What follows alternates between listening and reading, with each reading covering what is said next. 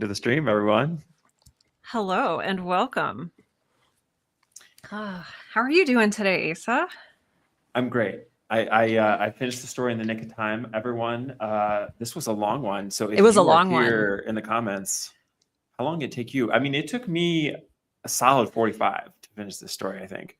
Oh, it took me, this is embarrassing. It took me over an hour and a half. Over an hour. Well, Almost 2 hours. maybe I'm being like generous. Maybe I'm like overestimating. Maybe I it don't actually know. did take me longer. Or it could be my ridiculous and prolific notation. So Amazing. I included some new. I had some unprecedented.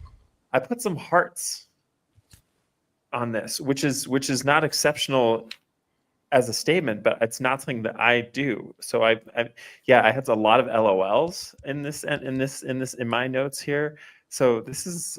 I can't wait to hear everything you wrote down. well, same. I'm excited. This is, well, before we get into it, Yeah.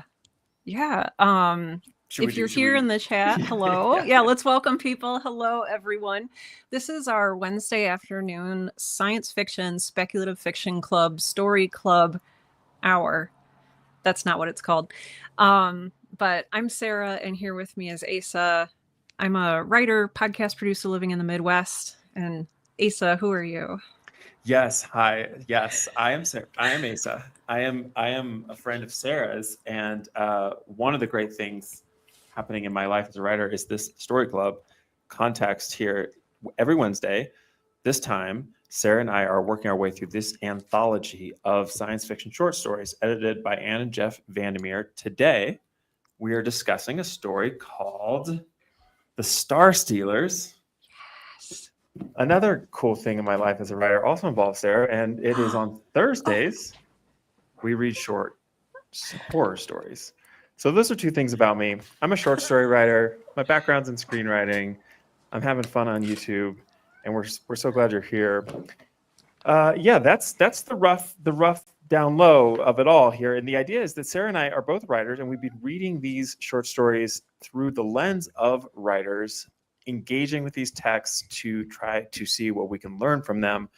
From a craft perspective, we're bringing ourselves to these stories as readers and people. And during these conversations, we're always kind of letting all that out as well as anyone would in any good book club. But we're also kind of trying to lift up the hood on these short stories, see how they work, talk about plotting, pacing, characterization, theme, all that good stuff. And so that's what you can expect in today's conversation. And we definitely have no shortage of that. Sarah, No. I am really excited. I have a couple like very specific passages that I want to talk to you about. Oh. And just kind of like some real technical writing stuff that I want to dive into with. I love it. I mean, just I don't know, as a reader, Sarah, what was your experience reading this? What was your hour and a half like? We can start there. It was really surprising, honestly. We've been reading a lot of these like older, more classic sci-fi pieces. I had to look back at one we read that was written 2 years before The Star Stealers. We read a few weeks ago Claire Winger Harris's The Fate of the Poseidonia, written in 1927. Our story today, written in 1929. The Poseidonia felt like it was written in the 20s, like the language, how people behaved. The Star Stealers could have been written in the 60s, the 70s, the 80s. It could be written today. And there's nothing culturally, in my opinion, at least, and again, this is all my opinion, there's nothing culturally that like reeks of the era in which it was written. I shouldn't use the word reeks because that sounds really negative, but like it doesn't feel, if I didn't know what era this story was written in, I would say, oh, it was, I would take a wild guess and say it was written in 1994. I hear that. I think I would like to pursue that as a place of critique later. Oh, maybe. Go on. Yes. Actually. But I feel you 100%. And I think that is a great comparison to the other story we just read. This does feel timeless in some level, in that it is just about the future, and its vision of the future does seem relatively freed of a specific historical context. Yeah, big time. Yeah. Well, and I know in Winger's story, The Fate of the Poseidonia, there were small things, like little technical things, like she had a volplane, which was never really explained, but it felt a little out of place. And in this, we're talking about etheric bombs. We're talking about just I wrote down a lot of these like technological things, like they seemed plausible with my very limited, knowledge of astrophysics. They seemed plausible. Um, oh, I'm really excited to talk about this today. Yeah, good. Yeah, me too. Me too. This was a real breath of fresh air. I think in the anthology for me, this really. Oh, here's the heart sentence. I'm just going to jump straight to Please this do. heart sentence, and I'm going to tell you why I hearted it. Because we've had some seriously dense, intense works that we've been reading, some idea forward, less story forward. And this is the sentence that when I read this sentence, I underlined it and I said, it was just like a breath of fresh air. Out, out, out, rocketing, racing on, out past the boundaries of the great galaxy itself into the lightless void, out into the unplumbed depths of infinite space to save our threatened sun. And it was just like, okay, this is a story. And it's like 30 pages long, but this is a story. We've got this like swashbuckling, true space opera sci-fi type thing. I don't need to wrap my head around the sort of cultural context of like late 1800s. Where were we? Bangladesh. For Sultana's Dream. It's like this is like, just that true genre fiction in the sense that it was like free to have an action adventure story. Yes. And the unabashedness of that. This is, as Vandermeer points out, from the golden era of science fiction. It did feel great to be, I felt sort of taken by the hand and said, hey, we're going on a little ride. Yeah. I did. That was like I really enjoyed it, I did too. And I think for the same reasons. I want to get on, talk about that a little bit too, about the enjoyment of the story as opposed to a lot of the other things we've read. But first, we have some comments coming in. Oh gosh, here we are. Sorry. Yes, I'm so glad you brought this up. Laura Huntress. Okay. Hi, friends. A gorgeous little inky wonder. What is the gorgeous little inky wonder? That is baby Cyrus, my cat. My little dumpster baby, who I that sounds like a cruel thing to say, but he's a rescue, and he was found in a dumpster at a gas station in Minnesota. So, oh my God! So like a true rescue, yeah. You found him in the dumpster. You didn't find him at a shelter. No. Somebody. All of our animals come to us just by people. This is not what we're here to talk about, but I'm just going to say it anyway. By people who just know that, like, I have such a heart for animals. Yeah. And so people get in touch. They're like, hey, we found a kitten who's been hit by a car. That's our other one, Mo, who only has 3 legs. But yeah. Okay. Send me your wounded animals. Laura Huntress says definite Arthur C. Clarke vibes on this story. Yes. 51 Tesla is in the mix, formerly Narrative Vault. Welcome back, 51 Tesla Narrative Vault. Hi, Narrative Vault, everyone. Looks like there's some writing is happening. I saw that you're actually writing short stories now. Oh, some of this conversation, by the way, if you're just on the feed, there's a Discord that some folks on these story clubs that Sarah and I are participate in, and there's a lot of really fun, cool writing that's happening over there. Yes, thank you. Have been busy. I have written a Christmas horror story for submission. Yes. So among the writing efforts, congratulations, 51 Tesla, is the Christmas horror project, which is when's that deadline, 51 Tesla? Laura Hunter says, so excited for you. If you feel comfortable, please share some on the Discord. Sarah has popped in some Discord links. Yes. I will try to do the same. Yes. Yeah. Well, welcome everyone. It brings me such delight to see folks engaging with each other. It's been such a delight to meet you all on this community, and to see everyone interacting with each other is a real thrill. It so is. I'm so glad that everyone's working. Love it. So let's go back to, if that's okay with you. I know we were just talking about like how this story hit differently than a lot of the other ones we've been reading. And I was thinking about why I got into science fiction in the first place. And because there's a lot of, as with any genre, this is true of horror, romance, everything. There's a lot that's classified in this one very small genre. And we've read a lot of different types of science fiction, but it seems like we both really enjoyed this story. And can you tell me a little bit, I guess, about why that is? And I shouldn't really ask you leading questions like, oh, do you think it's, but Yeah, I enjoyed it. I enjoyed it a lot. I mean, it's definitely a kind of story that I would not seek out. This is definitely a story mm, that I am glad that I'm engaging with, and just again grateful to be doing this with you, Sarah, and to be in a story club where some of the material, some of the input is not like served to me by some algorithm that knows me really well. It's like, okay, this is like an outside vector. I think I enjoyed it because I just felt the writer's enthusiasm for the world that they were creating. It just felt like really imaginative, that this person just had so much fun writing this, and just to see it, I really felt like a movie in my head. I guess so many like amazing yes. scenes. I think that is why I liked it. I mean, I think the thing I loved most about it maybe came towards the beginning, in the sort of depth of which it described light and dark and black and Mm, white. Like, it was so rich, the different types of darkness that was trying to be described. And so if you didn't read the story, what happens is that there is this deep, like this dark star that's approaching the solar system, that's approaching the galaxy, and it's so huge, and it is threatening to pull the sun, our sun, and all its planets into its orbit, into vast darkness.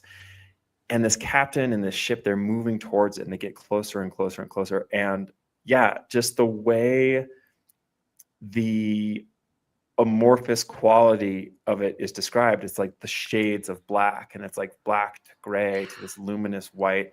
And that was so rich and vivid for me. So that was like almost like sensual. mm-hmm. That was my favorite part of it. So yes, those are my overall thoughts. Mm, But yeah, mm, we can look at some of those passages later. But yeah, I think in big picture, I just felt just like a sense of delight and play, mm. and I actually really appreciated the lack of characterization. Yes. These characters are flat, Mm-hmm. flat if not comical, and it's like, it's okay, because it just, that we're not here for that. We're not here for that. Mm. We're here for the big, dark, scary star. We're here for the aliens, and just the story knew what it was interested in, Mm. and just that's where it went for. And it like was really unabashed about Mm. its preoccupations as a story. And I Yeah. appreciate that as a writer, even though I would never write a story like this, even though I'm not going to go read the rest of Hamilton's Edmond stories. It's just Hamilton. like, this person knew what they wanted to write about it, and they wrote about it, and they had a good time doing it. And that's And you can inspiring to feel me. it. Yeah. I love that. I love that you brought that up because Stephen King, in On Writing, one of his, I feel like that's kind of like a good starting place for anyone new to writing. Is a lot of us start with Stephen King's book called On Writing. And he talks about, I believe this is not going to be an actual verbatim quote, but he says something to the effect of, if you are having fun writing it, your readers will pick up on that and they will also have fun reading it. And like, you really hit on that here. Like, Edmond Hamilton, or either that or he's just like, I don't know, he's a great liar, but like, I felt like he was having a great time writing this. Like, and it made sense too. I looked back in the bio that Jeff and Ann Vandermeer have provided for us, and like, he he wrote, and I don't know if this has anything to do with it, but he later wrote a series called Captain Future for little kids. And like, can you imagine this energy? Like, I'm sure that was like really delightful to read. I can totally see him writing like Captain Future. Yeah. Um just like it's like it goes hard on the adventure. And you also mentioned earlier the term space opera, which I had only heard, gosh, in the last few years or so, like in relation to movies like Star Wars, where you have stories told in space. really epic adventures set against a backdrop of like war or cultural strife. And so I don't know, like knowing that like literally cannot get over that this was written in 1929. I credited films like when I first saw the 1977 episode 4 of Star Wars: A New Hope, I was like, wow, it's so innovative. I saw so many beats in here. Like, that's no moon, it's a space station. Like, that's not a planet. Right, it's, right, you know, like, or that's not a right. star. It's been infused with technology and it's like this gravity device. And it's like 1929. I don't know. Yeah. But yeah, the author, the vivid language, the joy. It seemed to, sorry, I'm like gushing. I guess I'm just really excited about this. That's what we're here for. Oh, but it's like some things, like he ends like some of these paragraphs, and the story is told in a series of like parts. So part 1, part 2, part 3. He just has these great little cliffhangers, and he's like, but whoa, you know, I knew little what was coming toward me. And oh, then there was a shout of warning from one of my friends, something hard descended on my head with a crushing force, and then all went black before me. Like, you can just feel he like relishes this. You know, interjection here. Yeah. Do you think that this was published? I mean, probably not, but it felt, now that you said that, I'm like wondering if it was published serially. Oh, I don't know. I don't know enough about, because it is super long, and they do all end with little cliffhangers. That's a really good question. I feel like I kind of want to. After, you know, we're on, what is this, episode 18 of Speculative Fiction Story Club or something like that. I really just want to meet and talk to Jeff and Anne Vandermeer about some of these stories and ask them some of these questions. We'll find the press agent. Okay, good. We'll make some friends. Yeah, yes. I'm sure they'll make time for it after their like graduation speech at Stanford and stuff. Yeah. No big. Yeah. My gosh. I would love that. If you hear this, Jeff, we're serious. And talking to you. Yeah. Both of you. Call us. Okay. Okay. What else? Where is there any? I have a few things I want to talk about, I guess. But is there any place that you want to dive into? I mean, not necessarily. I feel like this was such a smoothly consistent, like it was consistently tense. It had great beats, and I don't know if we've talked about beats yet here in Story Club. We can talk about that a little bit, but I would love to hear from you first. Just if there's somewhere you want to start, and you know, you've talked about like the author's voice coming through even over the narrator's voice, like the excitement of the author, the relish. Like he really relishes these descriptions and the vivid visuals, the descriptions of technology and how they work. There's a lot of joy here. Sorry, I'm like literally rephrasing what you said earlier. No. Well, we're figuring it out. I think, you know, I just trying to think about what, you know, one thing that I noticed. I mean, it's a long story. Mm-hmm. Yeah, I wrote down here, writer is excited by gravity. I mean, and who's not? Is the note I have here. Just trying to, I don't even know exactly where to like how to engage this. I mean, the characters, I mean, let's start with the start with the characters, because in some ways they're the most simplest to talk about in some ways. Yeah. You know, I had several thoughts about the characters, one of which was the first, that our protagonist, we know next to nothing about them. They basically don't have feelings one way or the other. They're sort of vaguely heroic. And we can look closely at the handful of that one little like tactical like little thing I want to look at is with that. Their names, they both have these alliterative weird names. Yeah. Horace Hole and Ran Rarick. And I imagined like the dialogue also, it just like comes as no surprise that this person went on to write comic books and so on, because like every time they talked to each other, it just felt like they were like shouting. I mean, it almost felt like an SNL sketch of like to the bridge, you know? Yeah, like, it was like a caricature of itself. Right. And and just it just is so silly. And you know, I was wondering to what extent that is, I don't know. Yeah, if that was like, how characters are supposed to function in this. Like, are they specifically supposed to recede and become kind of two-dimensional so that we don't notice them? Right? Is that a viable thing? Is like, are we not really supposed to be paying attention to how the captain feels so that our attention is focused on the aliens and their amazing technology? You know? I think so. I think that one of the very first things I noticed, and this was the first note I made, was the first sentence of this story. As I stepped into the narrow, and then I totally I kept reading this as bridegroom, but it's bridge room.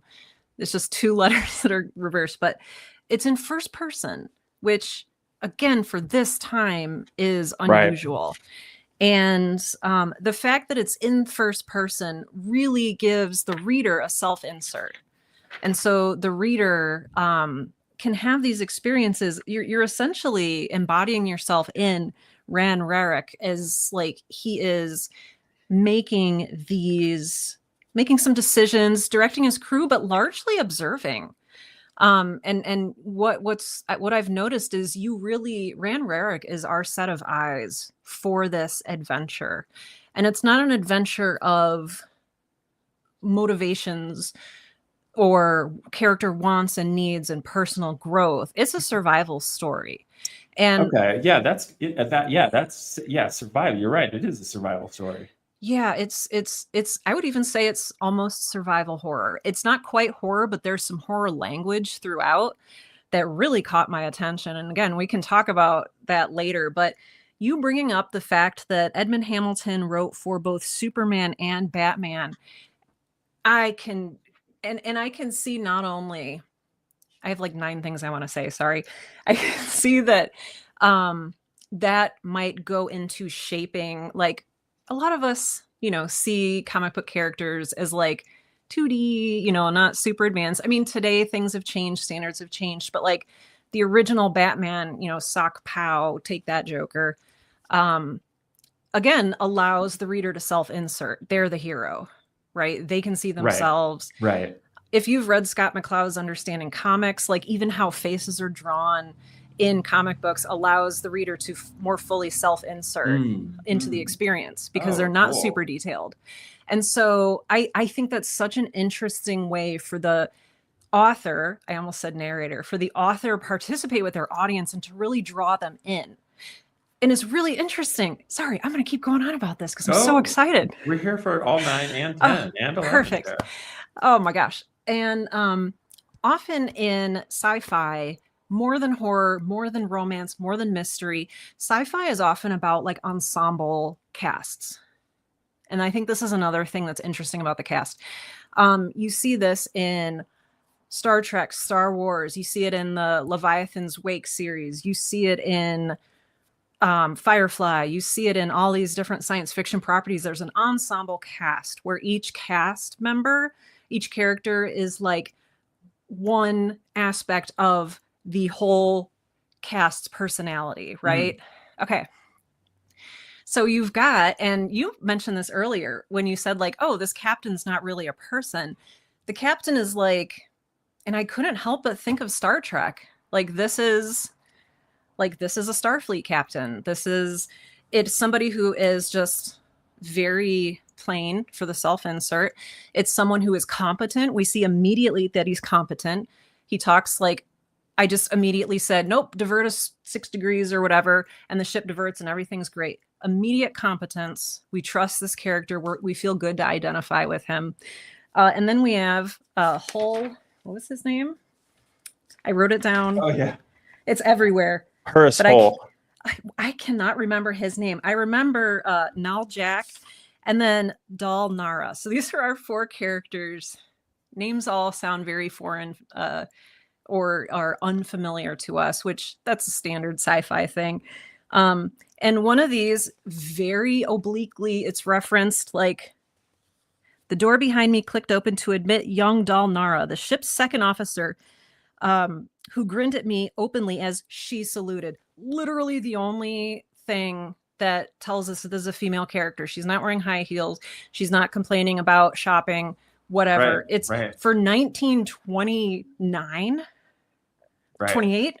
This is like Oh, I know. Poor Nell Jack, says Laura in the Poor, comments. poor Jack. Poor Nell R.I.P. Jack.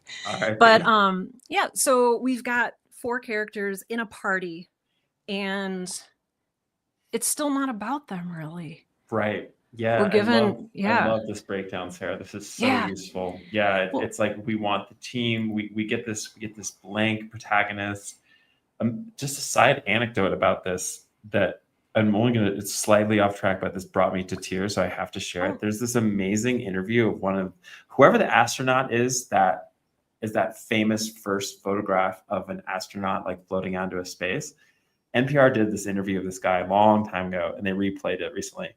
And he knew when he was out there that they were going to take a picture of him, and he deliberately like put his visor down over his face, and he said he's like, I wanted people to be able to feel like they could do it. If you wanna get goosebumps and have a bit of a cry, go find that interview.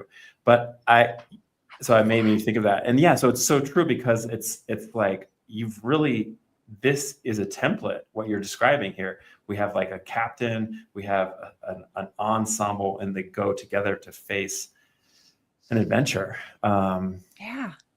Kashiki, welcome. Good to see you, Kashi. Hey guys, for the first time ever, I've actually read the story you're talking about. Yay! Hey, guess what? There's this much book left, so You have a lot of chances. plenty of stories more to read. Yeah, so that's really illuminating, Sarah, because right, this is kind of a template. This is like a model. This is a way of bringing readers or viewers, in the case of movies, into speculative spaces.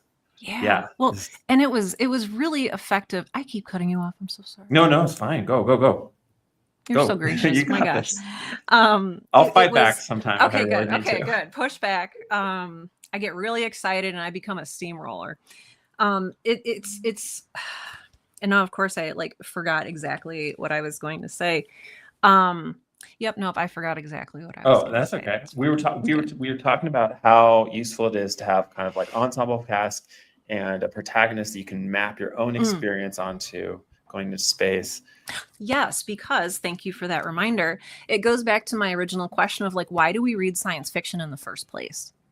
Like, I read a mystery because my brain wants to like untangle something, or I read a romance because I want to be like swept off my feet and like, have a fun romantic experience. I read horror because I like the way that it like twists up in my brain. It creates knots instead of untangling them, like a mystery. And like with sci-fi, I'm here for like a new experience. And this story wasn't about the characters so much, because a lot of us are here in sci-fi for character development. Sci-fi has changed a lot over the like centuries, decades, maybe centuries soon.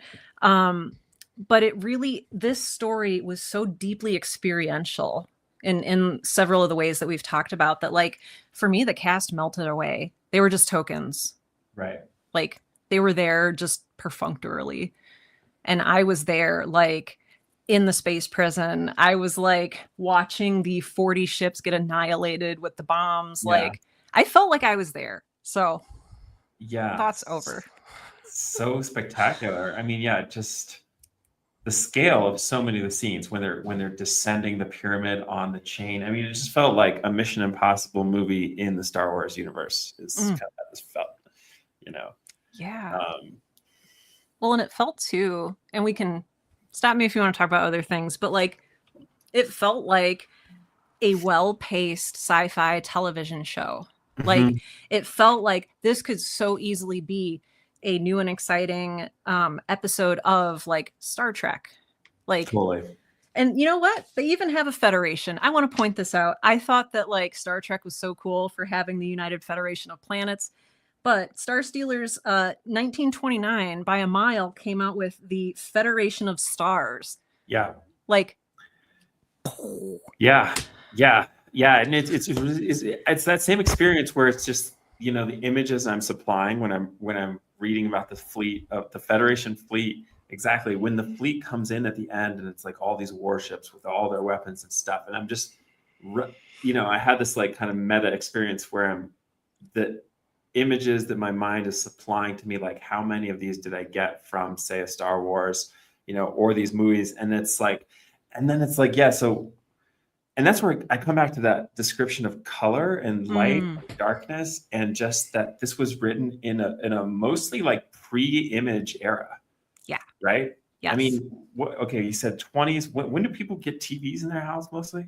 I mean, they don't become commonplace until I think at least the early, maybe mid to late 50s, maybe Right? early Yeah. 60s. They would be more like, I mean, that's such a good point, Asa. Can you imagine reading this without a library of knowledge in your head of like Star Trek, Star Wars, all of this other sci-fi stuff? Like, what does this look like to somebody who doesn't have like preconceived notions, somebody Yeah. else's ideas of what these ships look like? Because I Yeah. just immediately imagined, I know that I was thinking about Star Trek, but I was thinking about the a lot of the cruisers in Star Wars. Like Mhm. I could imagine it perfectly. That bridge, yep, I could see Right. it Right.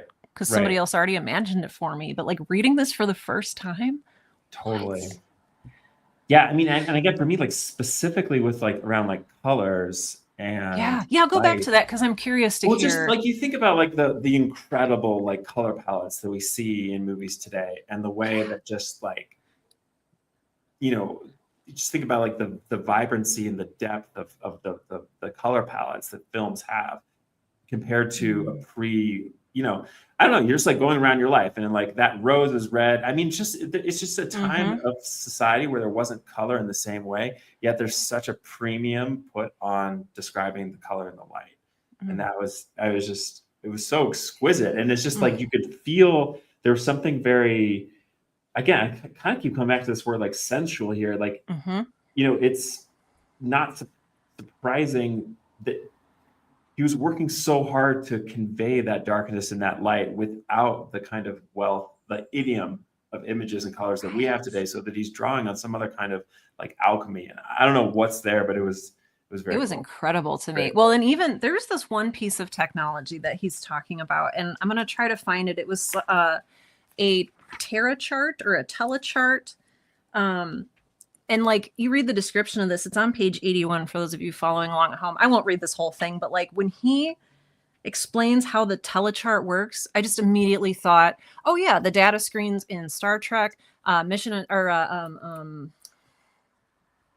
what's the Philip K. Dick story that The got Martians. turned into a oh my gosh, Tom Cruise movie, Minority Report. That's it. Minority Like Report. the illuminated screens. Yes. Like I don't know. I was absolutely, my guests were flabbered. Like I was just, Yeah. I can't imagine. Well, and Yeah. even technology today, like, the Apple Corporation took a lot of inspiration from Star Trek, like the data pads specifically for like the iPad. Like, Really. yeah, like, but excuse me, Edmond Hamilton was talking about them in 1929. Yeah. So I'm just over here like freaking out. Have you are you checking your library for Edmund Hamilton collections? I will be. Like, this is incredible. Okay. I love your Okay. point too about color, the vividness, the descriptiveness. Like, it was so riveting. It wasn't a philosophical exercise, it was an experience. Yeah, I love that. Can we take a look at these like little like technical things that I Yes, want to talk please. to you about? Yes, Okay. please. Oh no, I'm that's so here for it. I had it, and then I lost it. Okay, stand by. I'll come back. Oh, that's okay. That happens to Come back. me 100% of the time. Yeah, I think there's some people in the comments talking as well about, and I can't pull up those comments. Yeah. And look for Well, this. you look for that, and I'll just Yeah. say, let's see. So, yeah, 51 Tesla says good point about images. 60 Hangers says the author must have hung out with scientists and astronomers. Yes, there is such, given what I know today as like a person living in 20, I had to look at the calendar 2025 because time doesn't work anymore. This, I did not question any of this, and I read and watch a lot of sci-fi. Like I write sci-fi, like, and I did not question these etheric bombs and the telechart. Like Yeah, just this. So this person must have been plugged in. Yeah. I think so too. I think so too. I mean, this is 60 Hangers. Thank you for this comment. The Yeah. author must have hung out with scientists and astronomers. Definitely. Maybe Star Trek got their ideas from the story. I mean, without a doubt, right? I mean, Yeah, this is and Star Wars. Yeah. foundational stuff. Yeah. Okay, I Yeah. found it. Okay, good. So this is at this is the second column of 94, and this is towards the end. And what's happening here, if you didn't get to the story, or if Kashiki, this is towards the end, essentially we're in the action. It's a big time action scene, and the captain and his ensemble have come back to the ship, and they're planning next moves to like escape the aliens. And I'm just going to read this little bit for you. Smoothly, it shot down to the ground, and we stumbled to its side through the waiting open door. As I staggered up to the bridge room and the third officer was shouting in my ear, "We sighted you from the forest," he was crying. "Came out in the cruiser to get you." But now I was in the bridge room, brushing the wheelman from the controls, sending our ship slanting sharply up toward the zenith. Okay, so did this strike you at all, Sarah? Just it's just like the fast forward there. Like we're in the middle of a scene, and then just all of a sudden he fast forwards us up onto the bridge. I didn't notice it because it was such a modern. It felt normal to me. Yeah. Well, notice it now. Wow, Just you're kidding. right. Okay, tell me more about this. Well, okay, I think this is really exceptional because this is the only moment that it does this in the story. And I feel that this is actually, I just feel like this is like super modern. Like the scene doesn't come to a conclusion. In fact, the sentence doesn't even come to a conclusion. Like, came out in the cruiser to get you. I was in the bridge room, and just all of a sudden, and I adored that elision and not needing to see the rest of the scene and just like jumping ahead. And it comes here towards the end as we're hurtling towards the ending. Anyway, if you're joining one of these streams for the first time, Sarah and I, we always kind of try to look for things in these stories that we can pluck for our own writing. And I love this. I love the fact that just like, okay, where I'm going with this. So I'm going to move ahead. But I still want to give you a little taste so you can feel it, so you can feel the flurry of activity. And then I'm going to fast forward. I mean, it's great. And it keeps, like, I've noticed, like, throughout the whole story, the pacing is very well done. Like, I never get like, okay, can I get to the end of this paragraph? Like it felt very smoothly paced, even with the at times lengthy descriptions about the environment or like how the technology worked. But this fast forward, it's so conscious of the pacing of this story, and it's so good for an adventure survival story like this. Like, because he knows, well, I don't want to give anyone credit, but it appears like the author knows that, like, when I get to like the end of an exciting story, like my brain is like already like a mile ahead, like projecting, oh, will this happen? Will this happen? And like the narrator just goes along with it. Do you have any idea why it feels so well paced throughout? Can you point to anything that you can that you think does that? I think there's a difference here too between doing it well and doing it in a way with which I am familiar and which resonates with me. So like, I'm not going to say that this is necessarily well done. I should amend that. I should say that like, this is done in a way that stories today, I feel are paced similarly to this. If not short stories like flash fiction, then like a novel today, like Leviathan Wakes, is paced like this. It's paced exactly like this. And so I think that just surprised me too, because we've been through the other stories in the collection they also have their own very deliberate pacing, but it doesn't feel this, like there are clear beats here. There's the like, oh, here's beat 1. We're going to end here. Here's a beat. Oh, it's our last chance to get on the cruiser break. Like, right. It's just, I don't have words for how I feel. I think I know what you're talking about. Yeah, it has like a lot of the DNA of like contemporary like TV writing. That like each scene like very directly drives propulsively into the next scene. There's like a real linearity to the storytelling. Yeah, I feel you. It does feel like, yeah, this is like the beta version of that like pace storytelling template. Yeah. Yeah. Thank you for like putting it that way. What I was looking for wasn't like 3 act structure or anything. It was just and maybe I just don't know how to talk about pacing in an academic or intelligent way, but I think that's a good Well, way of putting it. I mean, another like way in, actually, and this relates to what you were saying about kind of the flat Mm. protagonist, is that, almost, and this is perfect seg, because this brings me to this other like little like technical thing I want to talk to you about, Yay. is that almost everything in this story, all the sentences are always like moving the story forward. Yeah. It's very rare that the story sort of stops.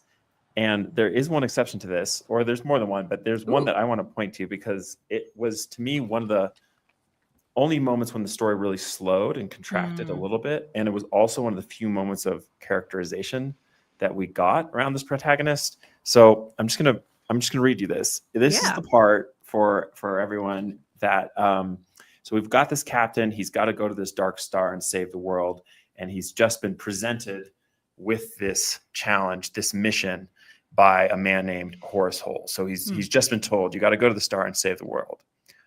Horace Hole ceased, intently scanning my face. A moment I sat silent, then rose and stepped to the great open window at the room's far side. Outside stretched the greenery of gardens, and beyond them the white roofs of buildings, gleaming beneath the faint sunlight. Instinctively, my eyes went up to the source of light, the tiny sun, small and faint and far, here, but still the sun. A long moment I gazed up toward it, then turned back to Horace Hall. I accept, sir.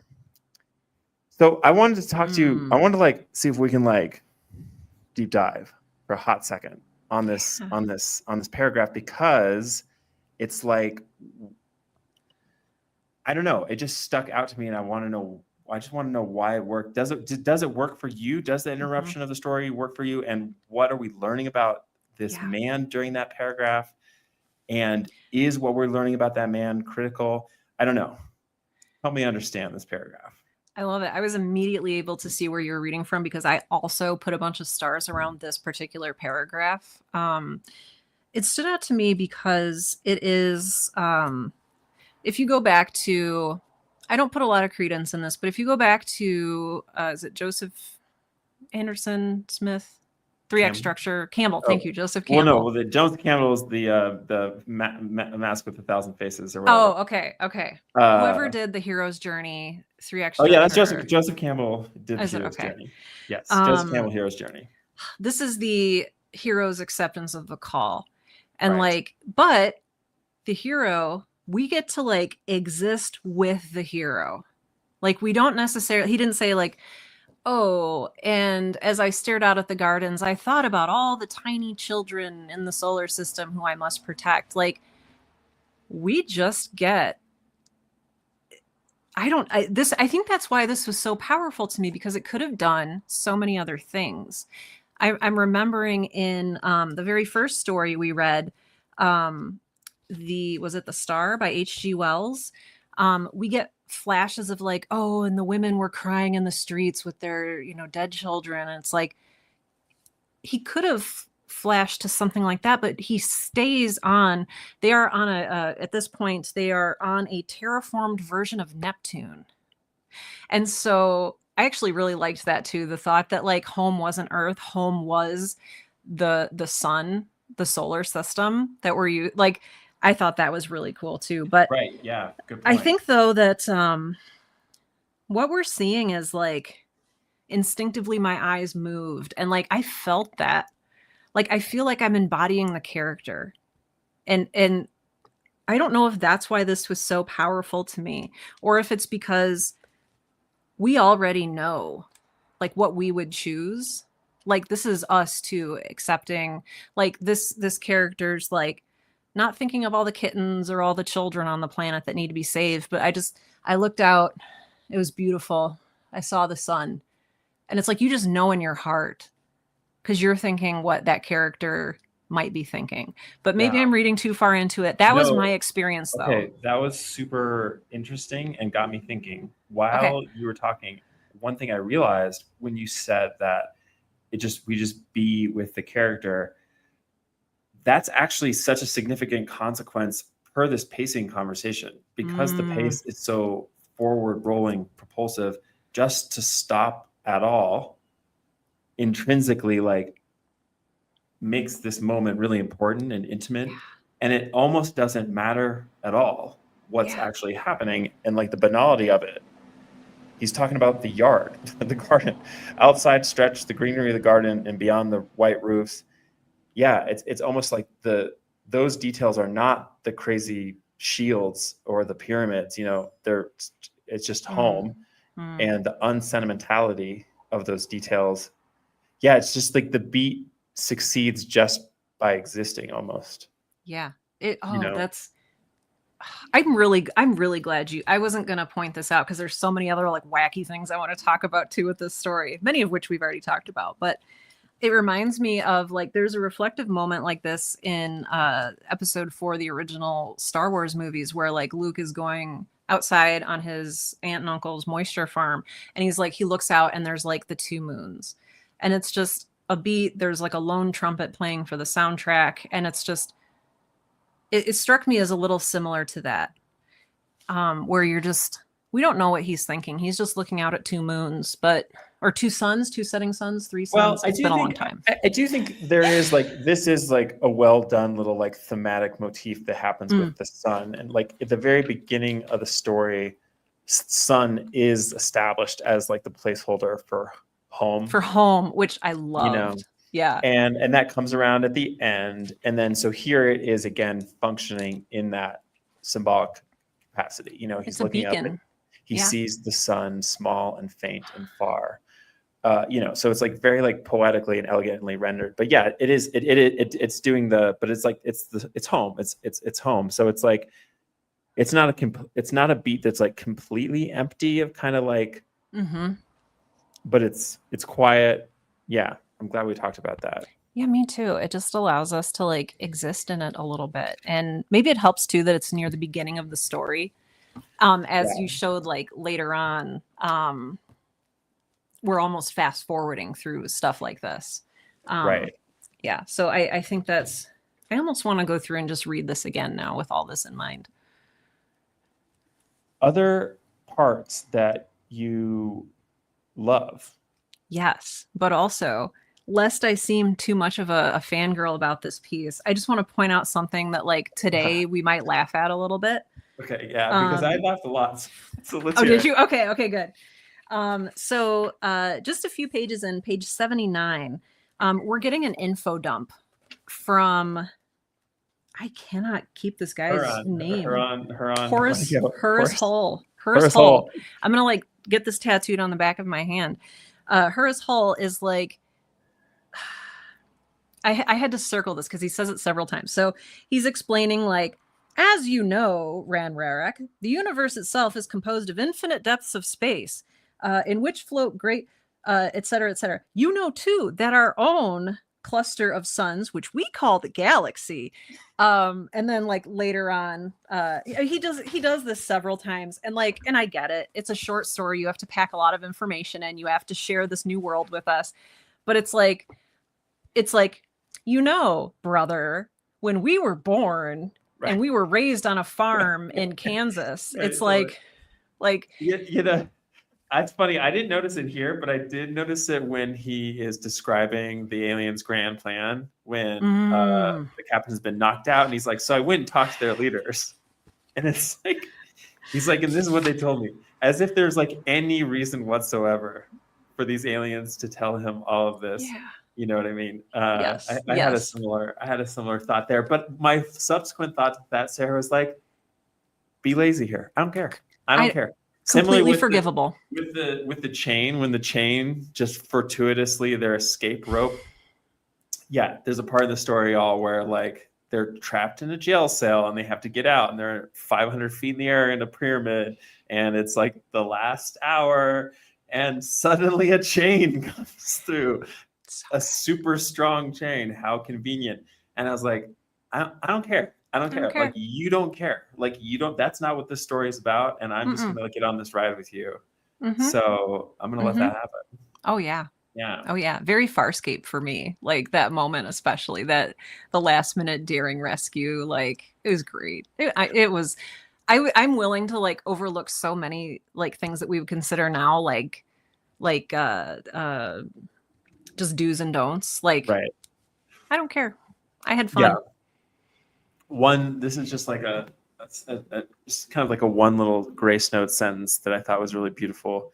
When they're falling towards, when the ship is going towards all the little blue semi-spheres, when they're Mm, going to plunge into the control tower to mm-hmm. manually turn off the switch.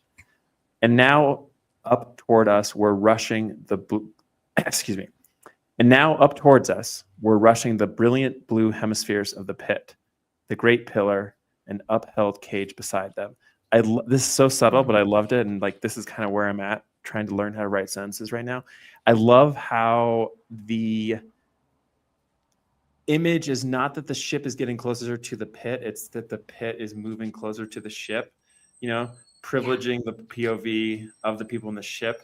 Like, it's Yeah. just like a real slight choice there that makes that sentence more powerful.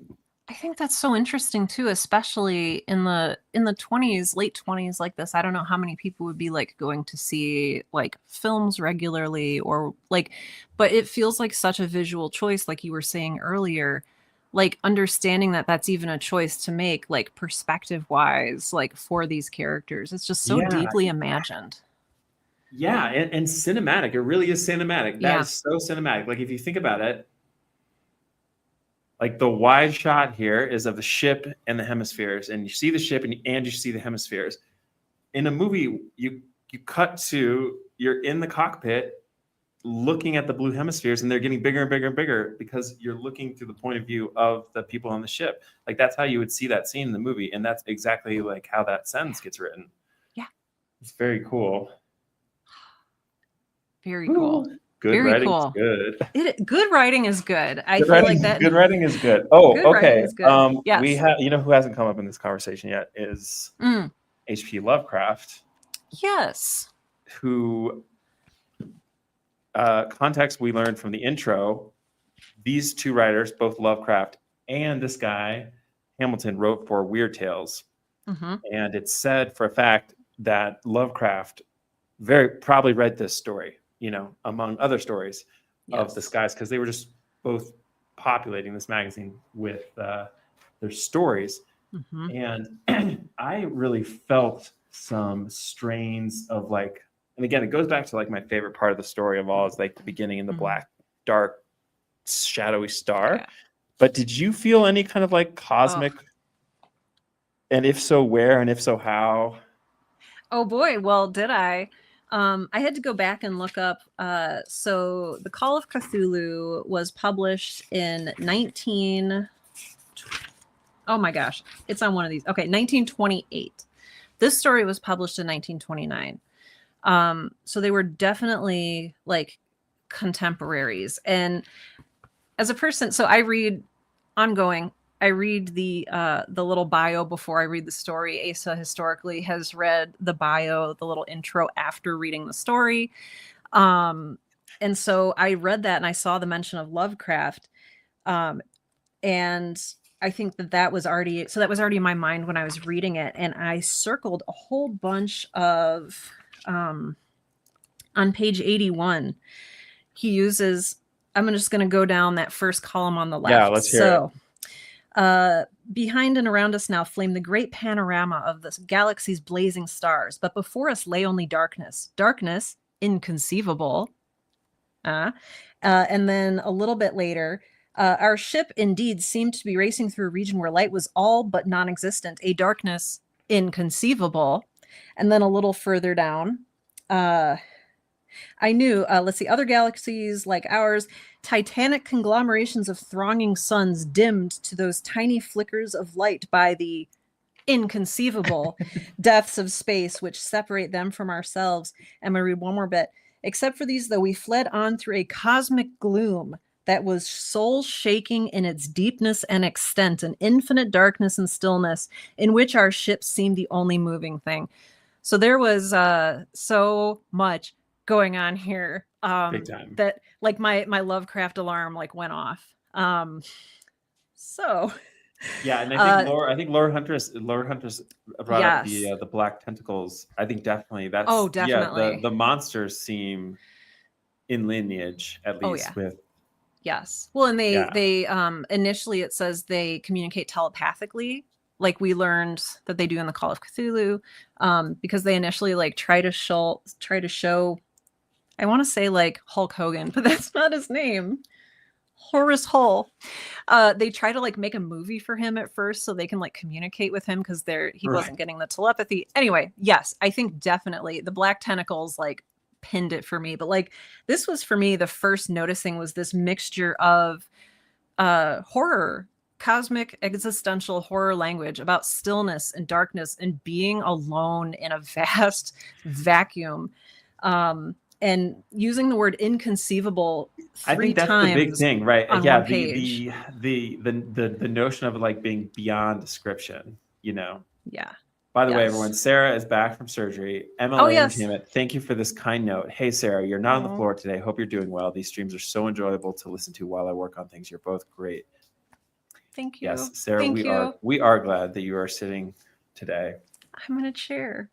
If you've been watching since the beginning of this video podcast, Asa and I have been making, I used to be over there on the floor because I couldn't sit in chairs because I had 2 herniated discs, which so far so good. I had surgery 2 weeks ago and I'm feeling 1,000,000% better. So thank you.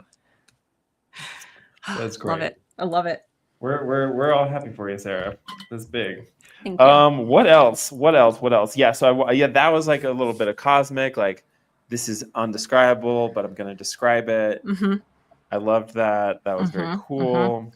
Well, and even like the buildings and the structures, like definite vibes of Lovecraft, like this dark planet that's like radiating its own creepy lights and like the tentacle beasts and everything being like, I know that Lovecraft's also had a thing with like geometry. We talked a little bit in our conversation about the Call of Cthulhu about the geometry of the cities there. And this seems to even carry a little hint of that with the strange geometry that they see in the city that they like first go to. The impossible geometry. Good point. So yeah, a lot of really good echoes, but not so much that I would confuse one writer for the other. Oh yeah. Like this is like this writer's voice, Edmond Hamilton's voice is so strong in this. And then H.P. Lovecraft's voice is so unmistakable in his writing that like you can see that these coexist pleasantly, but they're doing their own thing. At least again, my opinion. There, if to the extent that so far we've kind of described this as like an action story, an adventure story. To what extent, which doesn't preclude some kind of bigger meaning or like thematic import? Not that we even need one necessarily, but did you perceive something else going on here in terms of what Hamilton was like trying to say with the story? Was he trying to say anything? Did he say anything inadvertently about his time or point of view? Mm-hmm. That's such an interesting question because science fiction does tend to be, despite what a lot of people say, it does tend to be political because we're talking about where we will be in the future in the context of where we are now.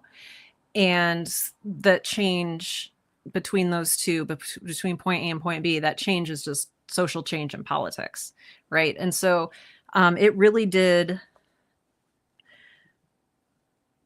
I think that, at least for me, I experienced this story purely as an adventure first and foremost. It did not feel allegorical like a lot of the other things that we've read have felt. It didn't feel like I was trying to be taught a lesson.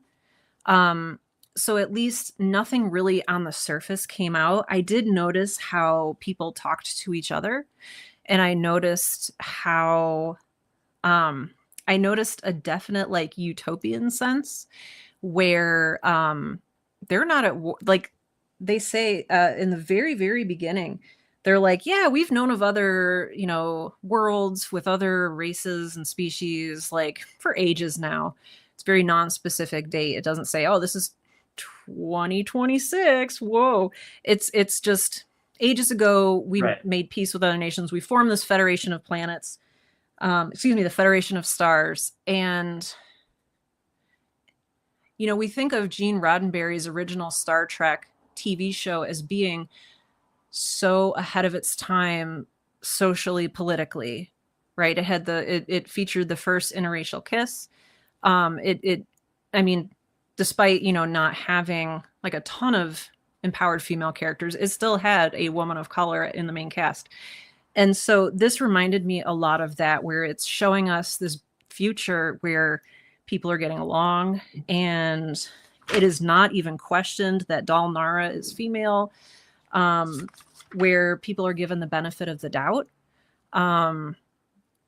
It seems, and I thought it was very cool that Star Trek and Star Wars are so diametrically opposed, I think, because one of them is like focused on the war and Star Trek is focused on diplomacy. So like Star Trek is, or Star Wars is more focused on the pew pew lasers, and Star Trek is more focused on the, like, Picard is just a diplomat, like, and he loves to talk through situations instead of shoot the lasers. And I definitely got vibes of that here. So I think if I'm projecting onto this, I don't know if this is what Edmond Hamilton was thinking necessarily, but I mean, maybe he saw a future where, I don't know, we would get over our petty differences and like get along and like form this idyllic federation of stars. Like, because he could have, just as easily made the Martians hostile, like in other stories we've read.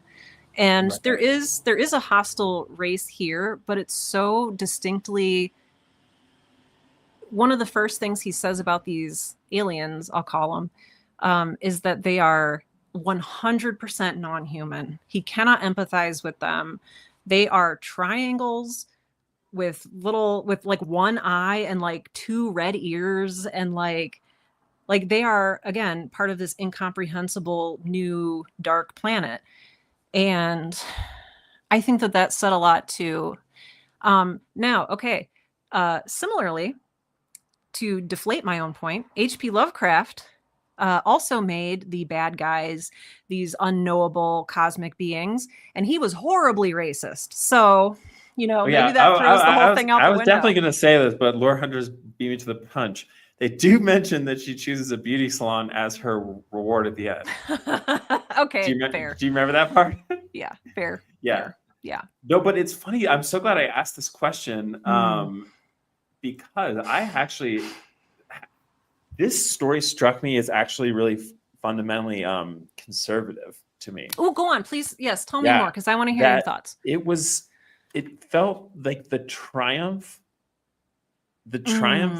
was a return to order, to the status quo. Yeah. I mean, and that was like, it's not even in, I think like, this is getting super kind of like English papery with it, but I'm going to go there. Like, I think it's like the joy of the end wasn't so much that like, oh, we're saved as a species and like we can go have like, go to a birthday party for our kid again, or like we'll be able to sing in the shower again. It was literally that like things are trying to, let me find the choice sentence here. The last sentence is, then about our outward racing cruiser was darkness, the infinite voids, eternal night, and the unchanging, glittering hosts of wheeling, flaming stars. Like the end is actually an affirmation of an abstraction that was there before and after. And so, yeah, that was like, there was something about this, just like the kind of the sun as the home. There was something, that was actually my experience of this, is like what it was saying that it wasn't saying was like, I don't even know, like, I mean conservative here in the most broadly, because like, yes, like at some level here, socially and culturally, this is a far cry from kind of the sort of divisiveness that we see in Lovecraft's like conception of humanity. Yeah. But we do see it's basically like things are good. Okay, that's what it is. That like at the start of the story, this is a world that's good. Okay. Mm-hmm. It felt very like actually like post-war America, even though we're in the 20s. It's like this is the world. The world is good, and we are good, doing good for it. And this is a world we're fighting for. And aliens are going to come, and they're going to try to like warp our sun into their little force field. But like we're going to fight for it because the world is good, and we're going to win. You know, that's like that was kind of like the mm-hmm. that was like to me those were like the underlying assumptions of the worldview. I appreciate you saying that. And I know we've talked before in other stories about change being, well, and this is a clear theme in horror too, but I mean, even more in science fiction, is change, is that a threat or is it a promise, right? Is change a good thing or a dangerous thing? And there's different types of change. And yeah, the change in the Star Stealers is we're going to get annihilated, which change equals bad. And so at the end, like a return to normalcy, I mean, is idealized. But yeah, oh, that's such an interesting thing. I think I'm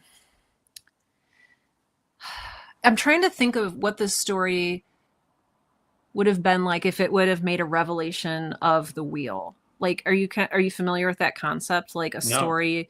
So imagine like there's a wheel, right? And you roll the wheel and it starts at the same, or it stops at the same place where it began, but the bicycle has moved. I see. Oh, I like that. So yeah. So you start here, you end up here, but you're here instead of here, right? And I think about. And so you're saying for this story, essentially the bike didn't really move. Like a crisis was averted, but like the bike, it's like the bike didn't get hit by a meteor or whatever. Like it also didn't move. Yeah. A revelation of the wheel wasn't completed. I think that's what makes it feel like fundamentally conservative. I can see that. Yeah. Yeah. I mean, in a much softer way, you know. Yeah. In a much softer way than like, it's not worth getting into contemporary politics. But but just like a simple like, that's interesting. That's interesting. Yeah. And I do think that like science fiction, particularly like the more recent stuff, and I'm stoked to see where we get in this collection, is this more like prophetic idea of like where could the bike end up? And that is the power of the genre, is like that we can drive this bike anywhere we want because we're not confined to this world. Yeah, let's hear it. I wonder if the bike didn't move forward. Sorry about this metaphor, everyone, but it's all I can think of. But like, I wonder if the bike didn't move forward and if we didn't feel a sense of change because our characters didn't change, because our characters didn't have an arc, because our characters like, and so I wonder if that's the piece that we're looking for that isn't there. It's like the personal revelation like of a character who changes their mindset or is forced to change in some way. Again, this is more of a survival story where basically you survive. And survival is like preserving life. That's the status quo, like preserving life as it is, like surviving. So I think there's a lot of interesting, I think that's such an interesting point to raise. I think what you just said is super convincing. I think that totally could be it. And which is, did you see the recent 28 franchise movie, 28 Years Later? Did you see it? I love the first one. I have not seen any of the other ones because I love the first one so much. That's I'm that person. Okay, but no, please. I love the first one. I really like the second one. I did not love this third one. I think that part of the reason why I didn't like it is because it really did emphasize this like character arc thing, when it's like a good zombie movie fundamentally is just a survival situation. And it's like, I don't need to see you find yourself. Right. I just need to see you survive. Yeah. You know? And and so it's like, it is this question of like, what do we need from our stories for this story? And when you articulate this as a survival story, that expectation definitely diminishes for me. Yeah. Oh, that's so interesting though. And like, well, the very first question that I think I asked in today's conversation was like, why do we read science fiction? Right. And like, Right. and again, there's not just one answer because there's so many different kinds of science fiction. We read a number of stories for a number of different reasons. Sometimes we don't even know what we're getting into and what we'll get out of it. But yeah, definitely one of my favorite sci-fi series. I don't know if you can see it up there on my shelf, and I've name dropped it like 3 times already, but the Leviathan Wakes, the Expanse series by James S.A. Corey. Really, really gets in deep with character development. And for that, it works because it's like the books are all this thick and, there's a ton of them. But yeah, so that's part of why I read that series. I like the characters so much and how they grow and build. But like something like this, and it's interesting because I'm thinking like if you were to workshop this, would your teacher be like, hey, you don't have any character development, you should fix that? When really, like, is that the point, right? I feel like you would have the wrong teacher. Yeah. Okay, good. I think it just shows that, like, so many things that we think of as, like, best practices or rules for writing, like, oh, you have to have a character that goes through a meaningful transformation. No, you don't. Yeah. Yeah. No, I love that, Sarah. And I love that. And I just think that, like, just being reminded that all those rules can be broken. Yeah. And if you can break them well, then break them well. Like, you'll get something that's delightful to read like this, that like completely sucked me in, even with 2-dimensional characters. Totally. Okay. Maybe the most important question of all. What are you going to take away for your own writing here from this? Any big ideas, little ideas? Yeah. My takeaway from this is something that I've been thinking about, and then you articulated it really well, was just how much fun the author was having and how much it feels like the author was having fun when he wrote this. It reminds me that, like, I don't have to write to impress anyone. Like, I don't have to, like, this is not going to be like whatever I'm writing. Here's my writing for today.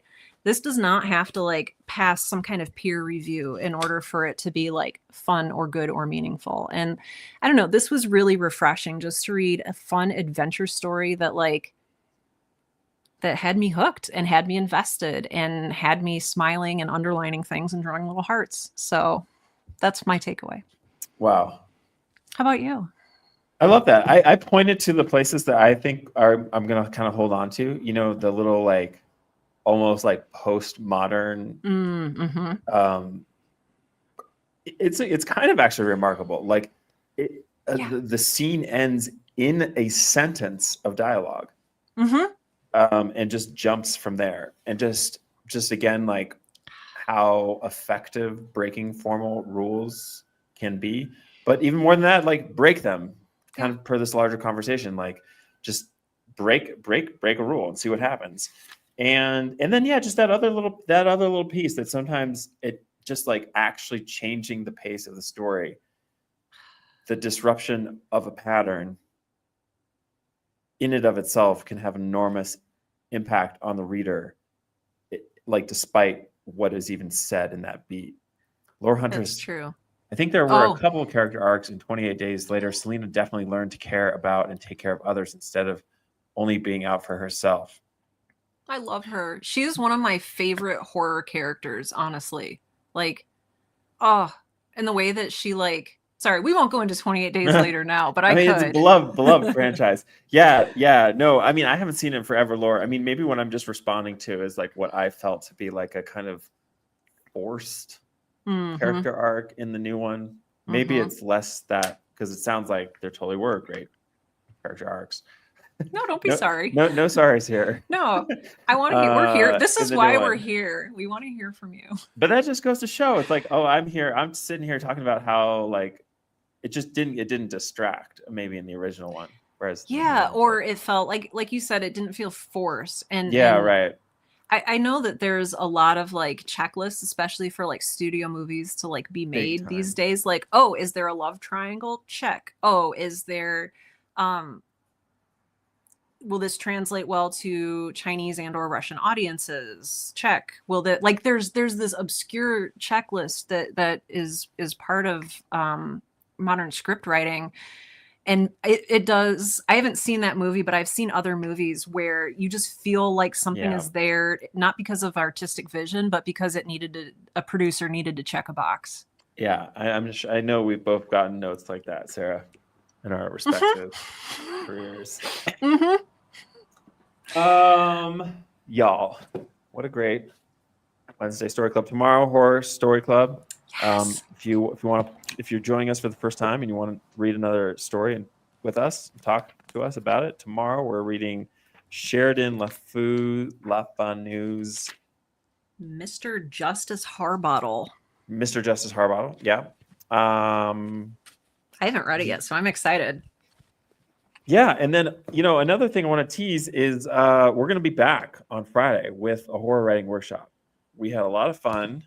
And Sarah and I, respectively, have been working our way through this little mistress of a horror theory book called The Weird and the Eerie, which is an investigation of horror specifically through those two lenses. Mm-hmm. So on Friday, we're going to do a horror workshop about the weird and the eerie. Yes. Tell your friends. Bring your people. Yes, join us. It will be really fun, I think. I'm really excited. To learn. Yeah, go ahead.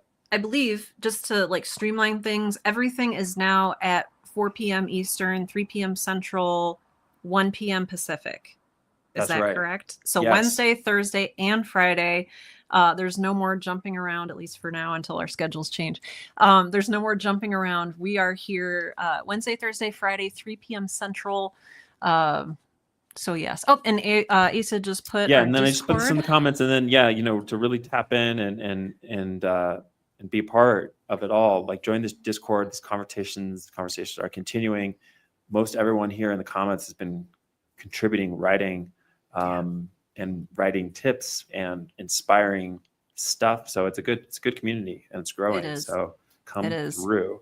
There was a wonderful video yesterday or the day before about David Lynch's approach to living and writing and if we need to suffer as artists. And it just like set off a whole new wave of creativity for me that I really appreciate. Yeah, that was very cool. Laura Huntress, thanks again. That was a good share. That was a great share. So anything else, Sarah? Well, I'm just excited to come back tomorrow to talk about horror, but thank you for doing this. Like, thank you, Asa, for for just sitting and talking about weird short stories with me for an hour and a half. Like, this is what a delight. So I'm just happy. It's absolutely mutual. I'm grateful for the structure, for the framework, for the companionship with you and everyone else who's with us. So thank you. Jeez, yeah. And thank you, everyone, for being here. Again, we will see you Wednesdays, Thursdays, and Fridays right here, wherever you are. Yeah. Until then, take care of yourselves, do some good writing, and we'll see you soon. Okay. All right, everybody. Bye for now.